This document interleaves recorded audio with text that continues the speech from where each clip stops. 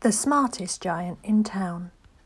George was a giant, the scruffiest giant in town. He always wore the same old brown sandals and the same old patched-up gown. "I wish I wasn't the scruffiest giant in town," he said sadly. But one day he noticed a new shop. It was full of smart clothes, so he decided to get a smart shirt, a smart pair of trousers, a smart belt, a smart stripy tie, some smart socks with diamonds up the sides, and a pair of shiny, smart shoes. "Now I'm the smartest giant in town," he said proudly. George left his old clothes behind in the shop. He was about to go home when he heard a sound. On the pavement stood a giraffe who was sniffing sadly. "What's the matter?" asked George. "It's my neck," said the giraffe. "It's so very long and so very cold. Oh, I wish I had a long warm scarf." "Cheer up," said George, and he took off his stripy tie. "It didn't match my socks anyway," he said as he wound it round and round the giraffe's neck. It made a wonderful scarf. "Oh, thank you," said the giraffe. As George strode towards home, he sang to himself, "My tie is a scarf for a cold giraffe, but look me up and down, I'm the smartest giant in town." George came to a river. On a boat stood a goat who was bleating loudly. "What's the matter?" asked George. "It's my sail," said the goat. "It blew away in a storm. Oh, I wish I had a strong new sail for my boat." "Cheer up," said George, and he took off his new white shirt. "Kept coming untucked anyway," he said as he tied it to the mast of the goat's boat. It made a magnificent sail. "Oh, thank you," said the goat. George strode on, singing to himself, "My tie is a scarf for a cold giraffe, my shirt's on a boat as a sail for a goat, but look me up and down, I'm the smartest giant in town." George came to a tiny ruined house. Beside the house stood a white mouse with lots of baby mice. They were all squeaking. "What's the matter?" asked George. "It's our house," squeaked the mother mouse. "It burned down and now we have nowhere to live. I wish we had a nice new house."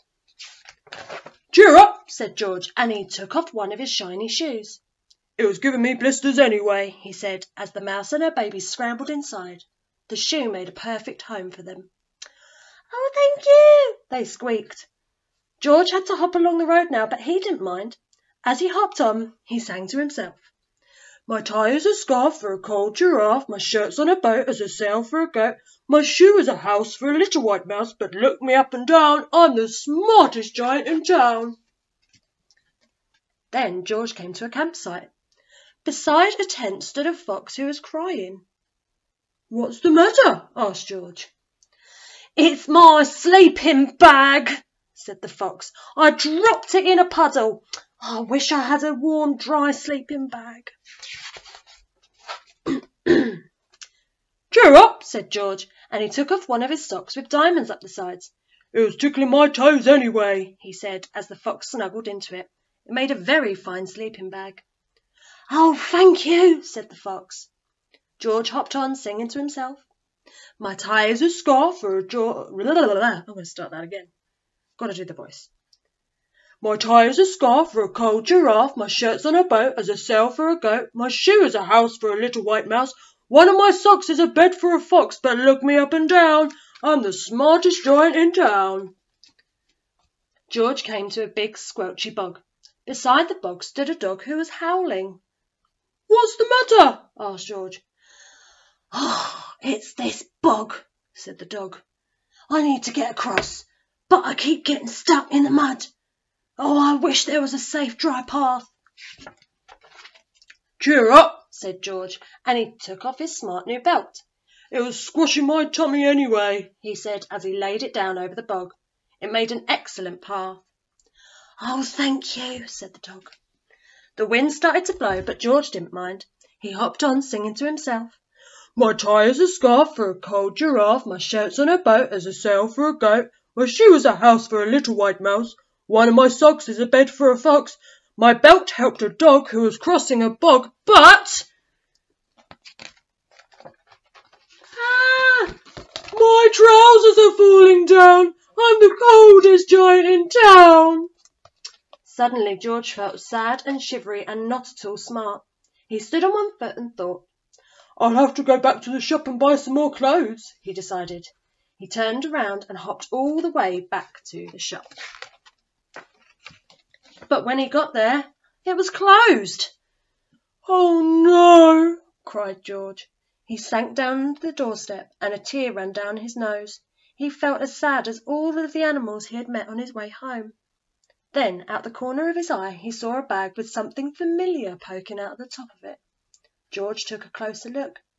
"My gown!" he yelled. "My dear old gown and sandals!" George put them on. They felt wonderfully comfortable. "I'm the cosiest giant in town," he cried, and he danced back home along the road. Outside his front door stood all of the animals he had helped. They were carrying an enormous present. "Come on, George," they said. "Open it." So George untied the ribbon. Inside was a beautiful gold paper crown and a card. "Look inside the card, George," said the animals. So he put the crown on his head and he opened the card. Inside it said, "Now I wonder if you could join in at home. Your tie is a scarf for a cold giraffe. Your shirt is a boat. Your shirt's on a boat as a sail for a goat. Your shoe is a house for a little white mouse. One of your socks is a bed for a fox. Your belt helped a dog who was crossing a bog." So here is a very fine crown to go with the sandals and gown of the kindest giant in town.